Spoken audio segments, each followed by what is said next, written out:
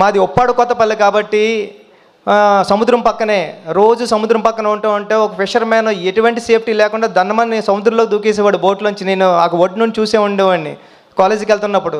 అరే ఈడు నేషనల్కి వెళ్తే ఒలింపిక్స్కి వెళ్తే మెడల్ తెస్తావాడు కదా అని ఫీల్ అయ్యేవాడిని నేను. అంటే ఆట అంటే భారతీయ జీవన విధానంలోనే ఆట ఒక భాగం అని చెప్పాలనుకున్నా. అందుకే గురువు క్యారెక్టర్ పెట్టుకున్నానండి.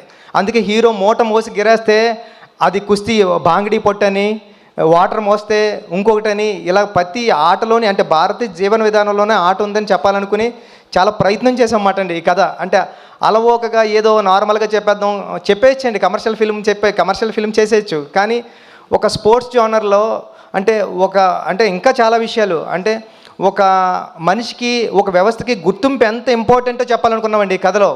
అంటే ఎవరైనా సరే ఒక కుర్రోడు ఏడుస్తూ ఉన్నాడంటే, అప్పుడే పుట్టినాడు క్యారమని ఏడ్చాడంటే, నేను పుట్టాను రా నన్ను గుర్తించండి రా అని ఏడుస్తూ ఉంటాడు ఆ సౌండ్.